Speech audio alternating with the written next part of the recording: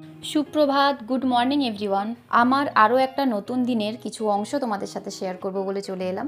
আমি সারাদিন সংসারে যা যা করি বা যেভাবে থাকি বলতে পারো, কোনো কিছুই আমি শ্যুট করি না, যদিও খুব একটা সময়ও পাই না, কারণ সকাল থেকেই বাড়ির সমস্ত কাজ তাড়াতাড়ি করে কমপ্লিট করার চেষ্টা করি, তাতে আমার টাইমটা অ্যাডজাস্ট করে আমার স্টুডেন্টদের জন্য আর নিজের জন্য টাইমটা বের করতে পারি। এতক্ষণে বুঝে গেছো নিশ্চয়ই যে পিঙ্কিও এসেছে ভিডিও শ্যুট হবে বলে। বারান্দায় আমাদের দুজনকে লাকি একসঙ্গে দেখে চলে আসে এখানে কি হচ্ছে না হচ্ছে খবর নিতে। তো এটা হচ্ছে দোতলা থেকে আমাদের বাড়ির সামনের ভিউ, একদম রাস্তার ওপর। আর রাস্তার অবস্থা দেখে তো নিশ্চয়ই বুঝতেই পারলে বৃষ্টির জন্য কি পরিস্থিতি। পিঙ্কিকে দেখো কোথায় ঢুকেছিল, আসলে কিছু ছবি তুলবো বলে ওকে বলেছিলাম ওখানটায় যেতে। বেল গাছ আর লেবু গাছের কাটা ছিল, তাই সাবধানে একটু বেরোতে বললাম। আর এই হচ্ছে ছবিগুলো, কি সুন্দর এসেছে দেখো।